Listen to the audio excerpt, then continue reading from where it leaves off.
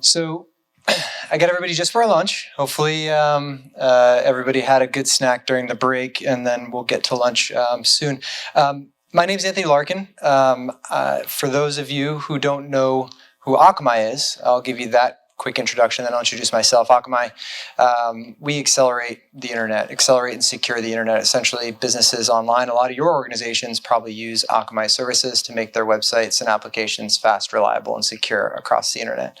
I've been with Akamai 11 years, mostly in product marketing. We actually started in sales there, which that experience has really helped me in product marketing. And if you ever had the chance to carry a bag, you'd know that too, that the sales experience and credibility really helps drive the engagement with your sales teams.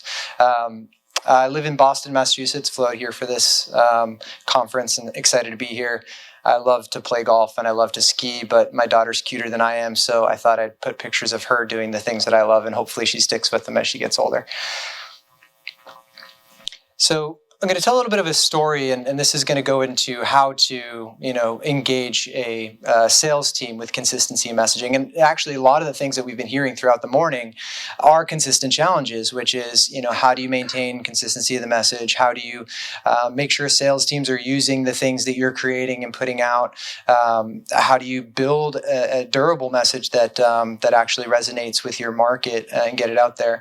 Back in 2016, we had an uphill journey for me in particular in the product line that I was responsible for at Akamai. We were launching a new image optimization service, and this was a bit of not a departure, but an extension to our core capabilities. And so our sales teams were going to have to learn a whole new area of the business. They had to learn about image formats, and they had to learn new terminology and how to talk about the value proposition. They need to contact new stakeholders and bring them into the sale.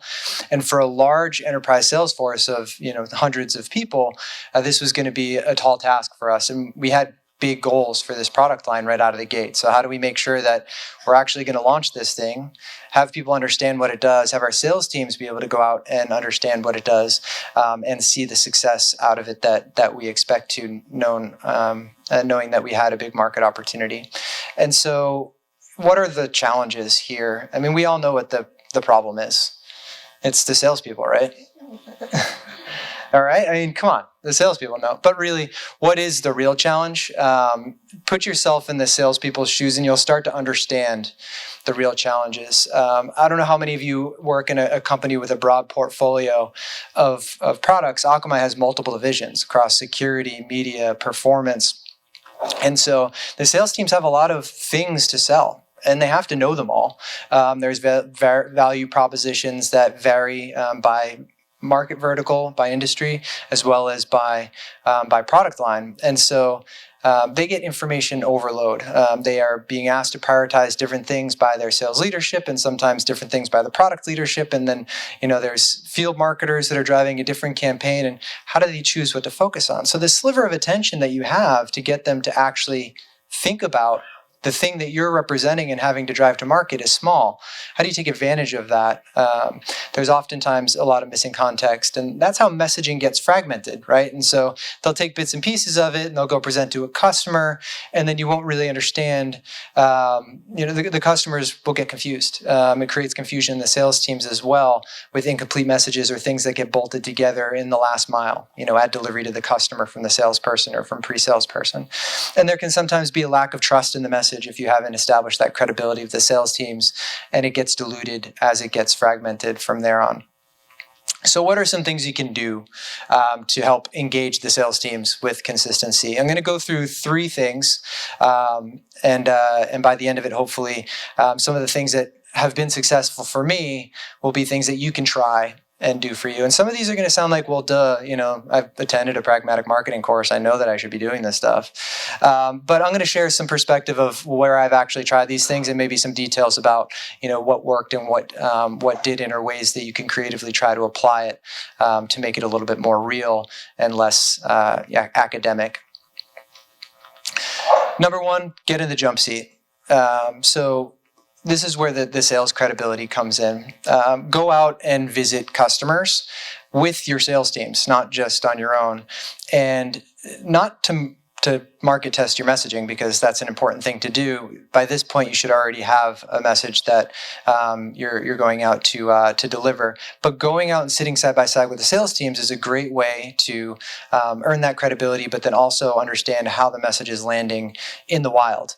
And there's a strategy that I use to do this, and we used to call it the pressure cooker training, but you could call it the training at the point of sale. So spend a half a day with the sales and pre-sales teams, do an in-person training, walking them through the full kit from qualification to how to do a demo and objection handling to delivering the pitch to value confirmation, ROI.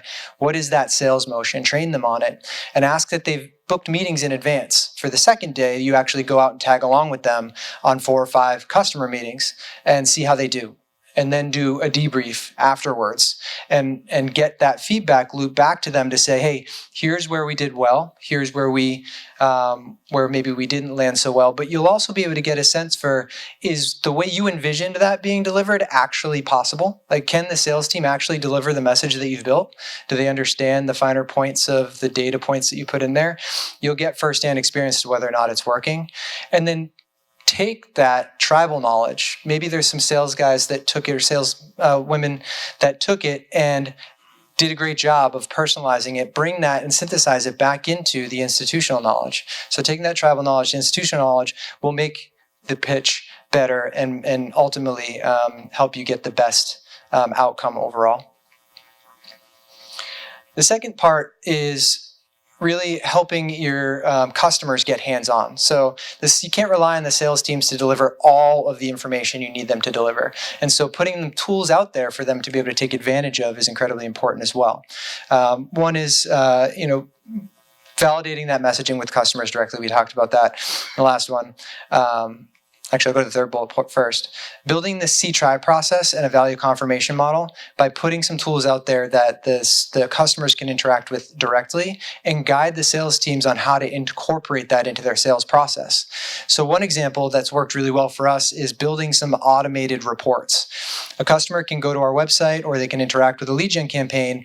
They can plug their website into this tool, and it will then return to them a report, an analysis essentially of optimization opportunity for, let's say, their images. We have an image weight impact report, or what are the barriers to performance on their website, or their problematic JavaScript elements or images and so forth.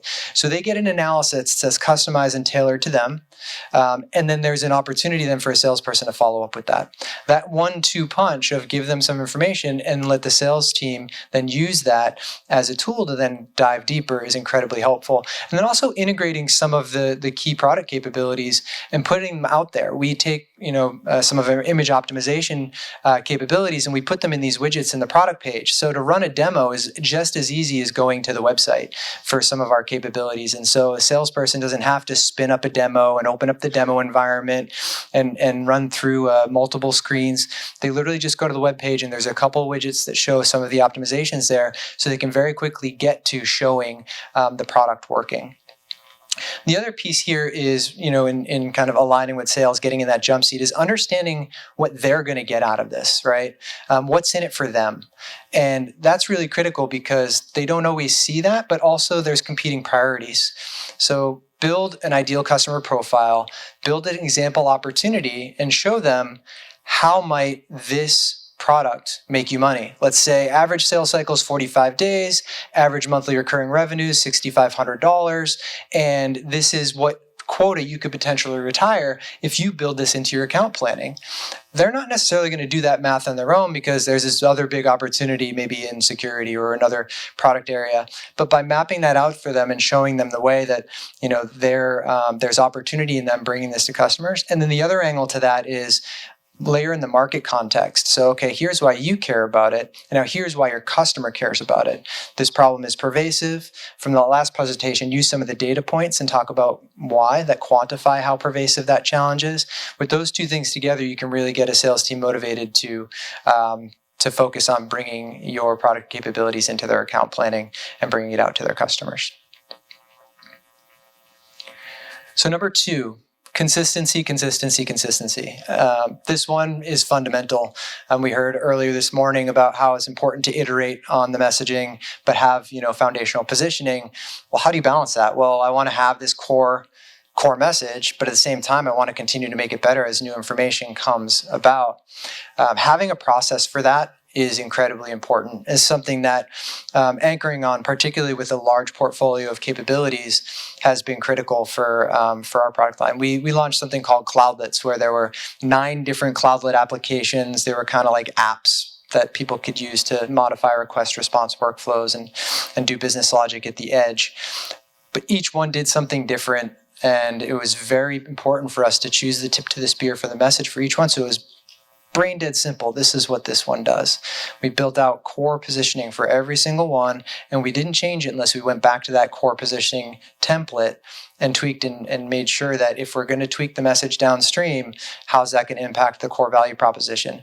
Because the more it gets diluted at the email copy or at the web copy or at the social copy or wherever it goes, having this core template that those extended teams can build off of, they can reuse some of the same bullets. And with the repetition and that broken record from the last presentation, you'll start to get the resonance there. But the more it's varied through iteration, the less chance you have of those messages landing, both internally but also externally. So make sure that you're doing those revisions, but you're being mindful of making sure that there's consistency in how those changes are applied, and they're not just applied downstream so that you dilute your message and fragment it too much in those extended functions. Authoritative sales toolkits are very helpful. Everybody says, oh yeah, we have a sales toolkit. We put all of the tools up in this place, and the sales teams go and get them. It's too often that I see organizations say, okay, sales, here's everything. We have all this stuff. Go use it. And the sales team keeps sending emails saying, hey, where's the thing? Where's that presentation? Or do we have a deck that focuses on retailers? It's like, well, yeah, it's all up on the thing, but they can't find it. There's too much stuff for them to pull from. And so rather than more stuff, think about how do we organize it? And we've done this in 2 ways. One, we've done it by sales stage. And so we've organized the materials by sales stage. So here's the business opportunity creation. Here's the objection handling and qualification. Here's how to demo and so forth. And those map to the sales stages. But then we also have the repository. And this repository is organized by asset type or use case. There's 2 columns, one for internal, one for external. And it's curated regularly that we pull out and purge the stuff that's getting stale very quickly so that it doesn't build to be too much information overload for the sales teams. Now, the reason we have 2 is for 2 different maturity levels of sales teams or experience levels. For the more experienced reps, that they just want to get to the thing, they know what they need and they want to get that thing quickly. That's what the sales toolkit, kind of the screenshot you see there, it's a list of hyperlinks. We've tried out fancy models here with thumbnails and different things. They like a bulleted hyperlist link, a bulleted list of hyperlinks. That's been the one that works really well, as long as it's organized and it's curated. Now, for the reps that are newer and need to understand how to use these materials, having them mapped by sales stage is incredibly helpful because they can go through the process and understand, okay, this is how I use this information, this one, then this one, and this is going to bring my customer along that buyer journey and give them the right information at the right time throughout the sales process. So, but a more experienced rep is going to be frustrated by having to find the sales stage for that thing and map there. So having both and making sure you keep both up to date has worked really well for us. Another consistency, don't just tell, but show them the way. The see-try process that I talked about, as well as a unification of messaging, has been really helpful. So what I mean by the unification of messaging is that when you have a diverse portfolio, or a portfolio that's growing, let's say your company is expanding to different areas, is help them see the complementary routes to market. I think too often we get into a product-focused go-to-market because we're product marketing and we want to say, well, sell this thing and this is a value prop for this thing. Another silo, this thing helps you this way. Taking a market lens and saying, okay, for a retailer, how do we put these things together? And what is the value proposition for multiple components to a solution? And messaging that more simply, taking out the kind of product mumbo jumbo and acronyms out of it is a great way to align the market launches, but then layering in solutions underneath that. We've built out solutions use cases of reference architectures. What this does is the solution is market driven, something like cloud migration or API security or customer experience. And we've mapped out the different capabilities we have across the portfolio that align to that market solution. So when a customer comes to talk to us, we can say, are you guys migrating your applications to cloud infrastructure? We have a solution for that. And here's all the different things you can use from Akamai that will help you get there.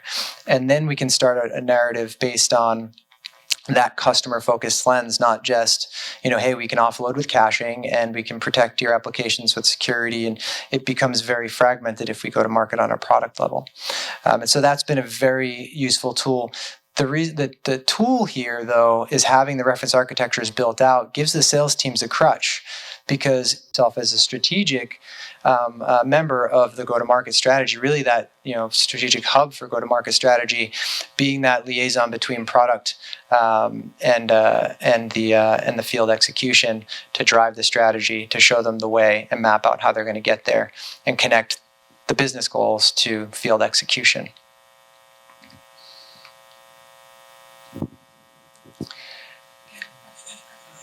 So this one's a fun one. This was kind of a pet project of mine that I just tried out, and it seemed to work. And hopefully the folks in here that are younger than me have already done this, and this is great. But for me, going out on a ledge and just doing video was something fun that we tried out, and we got fantastic results. And so this video I'm talking about is not just like, we've all invested in explainer videos, whether they're animated or talking head or whatever. Those are expensive. They're great. We've done a bunch of them. If you go to our website and our market launches, we do a bunch of those too. What I'm talking about here is just video to engage with the sales teams. I think oftentimes the delivery of our message to the sales teams is an afterthought. We'll just do the PowerPoint with the voiceover over WebEx and they'll get it, right? We'll have a distributed team. It's mandatory. We sent the invite out, and the sales leader said they had to come, and we actually invited the sales VP to do the kickoff so that everybody has to attend. We're taking attendance. They're going to be there, and they're going to listen, right? Well, it doesn't really work that way. They just open up their email, and they can attend 3 or 4 of those things, and they'll still never get the message. This happens to me all the time, where I'll go out and visit a region, and I'll go out on meetings with the sales team and say, hey, do you have that reference architecture? We just launched that API security solution. They're like, no, I didn't hear about it. Like, oh, well, we just had a training on it last week. Were you at the training? Yeah, I was at that training. Oh, okay. Well, here it is. Let's talk about it. The retention is tough. It's information overload. They have too many things coming at them. So how do we make that more engaging? One way was to just change the medium and make it available on demand, but then push it out at opportune moments. And so we created these just bite-sized videos. They're about 3, 4, 5, or 6 minutes. And we did them on a regular cadence. It's kind of like a vlog, a video blog. And I would bring in guests and we'd talk through various topics. And talk through either the sales tools, how to use them, a specific customer win or customer engagement that went really well, and the back and forth dialogue along with seeing someone's face changed the game on the engagement. We have hundreds and hundreds of views, and actually some of these thousands of views of these videos on our internal portal, and the sales teams, just commented on the postings with great feedback saying the section's incredibly good, thanks to all the speakers, much more engaging than just slides and voiceover. And they looked forward to the next ones. And don't be afraid to have some fun with it. This was the other thing, is that guy in the was it the Pokemon suit there? That's Craig Adams. He's our GM of the product division. I actually got him to agree to put on a Pokemon suit and pretend he was on the phone in the background of the video. And if anybody could guess who it was, we sent them a prize. So just little things like that to drive engagement. And people got a kick out of it because then they shared it. Like, hey, look, Craig was in a Pokemon costume in this video, and other people went and watched it too. And ultimately, it's another way for us to just get the attention of the sales teams and land some of the messages and make it a little bit more fun than just dry slides and PowerPoint. So how do you do this? Like, I spent zero money to do that. I literally used Zoom. If you have Zoom or Hangouts or FaceTime, You just set up a video call and figure out how to record your screen. If you're using Zoom, you can actually record the calls and it'll send you the MP4 files afterwards. If you're using Hangouts or FaceTime, you can just, if you're on a Mac, you can just use QuickTime and record your screen and make sure that the audio is being recorded also. Edit it in iMovie, very quick, just animations at the beginning and end. Clips I actually stole from our corporate marketing team and then just layered them in. Just got pretty scrappy with it. If you need to compress the file, if it comes out at like 90 megabytes or 120 megabytes, you can't post it. There's a free software you can download called Handbrake. It just compresses video files to make them smaller and you can do it for, if you're really fancy, you can do it for iPhone and other specific formats, but I just used it to make them smaller so we could post them to our internal portal. And then if you really want to, a pro tip, you can, upgrade your microphone for $30 on Amazon. There's a Samson Go mic is the one that I use. It just makes the audio quality a little bit better than your earbuds.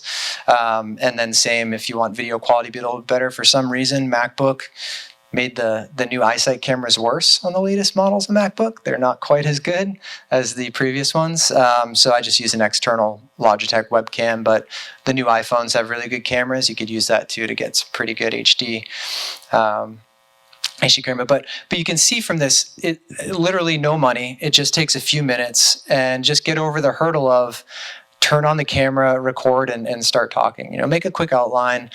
Think about it as if you're delivering a slide presentation, but it's you on the camera instead of just the slides. And with iMovie, you can layer in the screenshots of the slides in the top corner if you want to, different graphics and so forth. It's pretty easy drag and drop stuff. But the response has been really, really good to engage the sales teams.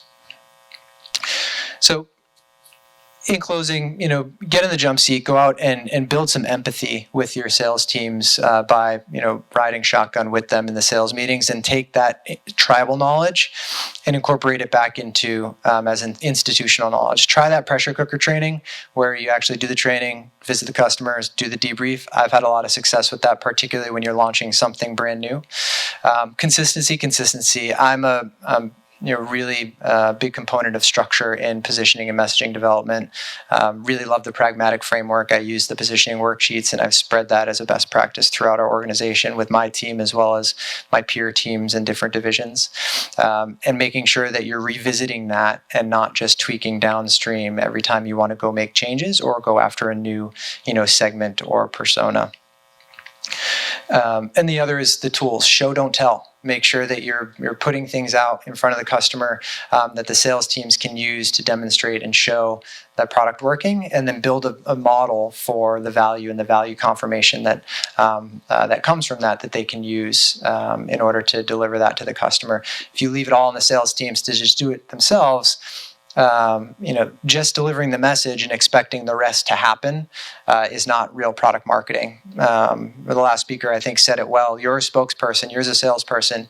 Not only should you be able to get up and deliver the pitch, but you should be able to deliver the sale all the way through and calculate out or articulate exactly how a customer should derive value from this, how they're going to justify the investment, what are the closing strategies, and so forth. Knowing that sales cycle end to end is critical, and making sure that you have tools that will help the sales teams all the way through, not just in the initial pitch, is a critical part of that. And then video killed the PowerPoint star. Just try it. You got nothing to lose because you can just record it and delete it. But I recommend just doing a couple quick videos. And if you have some way to get them out to the sales teams, an internal portal of some sort, we have a community software that we use. Get that out there and see what you get. You may get actually a really strong response. I wouldn't be surprised. And it's much more engaging than just dry PowerPoint over slides. And good luck with it. I hope it works out. Any questions?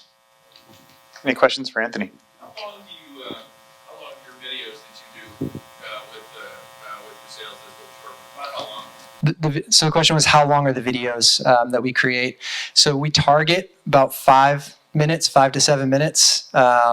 If I'm good, I get it in that short. Sometimes they creep up to like 13 or 15 minutes if I can't help it, but I try and get them down under 5 to 7 minutes. Similar question on the video stuff. Cool idea. What's the scope of what are you teasing content on that and kind of describing it? Here's where you find it. Or are you actually going through the content itself? Or what do you typically how you limit it to such a short 5-minute duration. Yeah, we're usually teasing to the content. Some things we'll kind of go through something in a summarized way. The other thing we've done is we've broken up a broader set of enablement into bite-sized chunks. So it's like, okay, here's part 1, part 2, part 3, just to keep it shorter. But it's mostly we're discussing it, pointing to it, and then getting them to go to dig in on their own to the kind of the meatier bit of it. So it's kind of a good way to evangelize through digital means and get people to focus on the things that you want them to really dig in on. Hi, I also had a question about the videos. So is this in addition to regular sales training? And how do you, what do you think about having too many things for the salespeople? Now they got to do the training, now they got to watch this video. Like, how do you balance all that stuff? Yeah, it's a really good question. So having a structure for training and enablement is incredibly important. We're closely aligned with our enablement team, and we have quarterly field training, which is a very structured program that the sales teams have to attend. The spirit of this is a little scrappier, and it's intended to supplement. And so I find sometimes fitting into the structured training, you do risk some overload, right, and getting that stuff out there.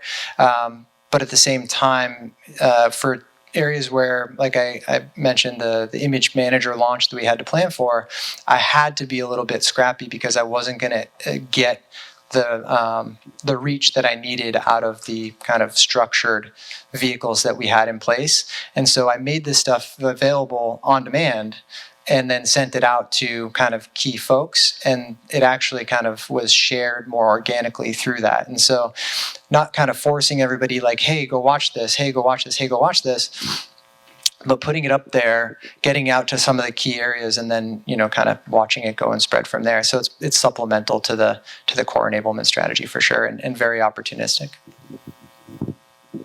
Hi there, thanks for the presentation. Just a question related to that. Insofar as incentive structure and kind of working with sales leadership, do you do any sort of certification around this? But then also one thing that I've found that has been successful in the past is sort of finding the sales reps that are most successful, sort of getting them onto your team and then having them evangelize things like this for you. And I'm just wondering if you use that. Yeah, so two-part question. The first part, we do have sales certifications, but it's not related to this video. So that would be part of the more structured training that they'll do. I love that hub and spoke model of experts and evangelists. We have a specialist team that I generally use as my first stop to help educate them, and then they go out as a support system for the team. They sit within pre-sale, so they're more of the SEs. But when grasping onto these new product launches and the technology, they're great as a reference, but they also have the field credibility because they're out there selling with the field more often than I can get out there.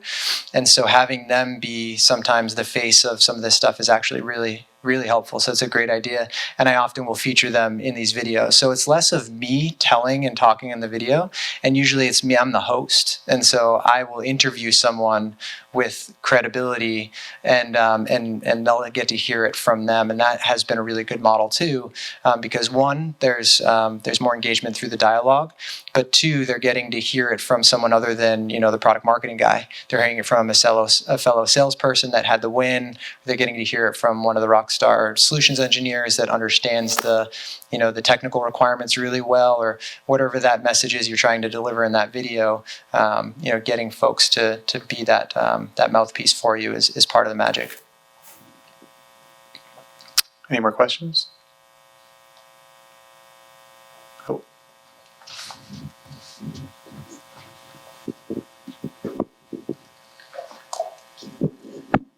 Even in videos, nowadays sales guys have so many different videos because everybody's jumping on the video bandwagon. How do you make sure that they're more interested and up to date without, throwing a whole bunch of videos and overwhelming them on that as well?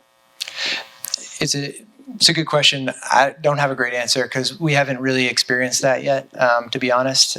There's not an overwhelming amount of videos for them to watch. There is an overwhelming amount of trainings for them to attend that's just slideware, but there's not a whole overwhelming amount of video out there for them to watch. And so there's also been a podcast initiative that's been launched at Sales Leadership, and that's actually, I think, doing really well.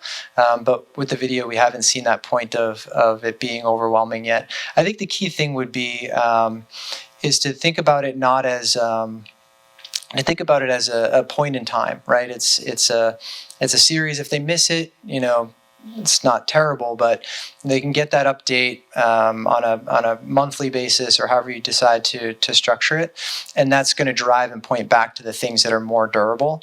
And so really, it's a way to kind of reel them in and get them to think about differently or hear kind of anecdotes or stories related to that consistent and sales motion or reference architecture or solution. You're not necessarily modifying what you're asking them to do. You're just layering on top ways to get them to kind of reel them in and engage with it on a regular basis through video as a medium to pull it in. All right. Thank you, Anthony. So it's been a great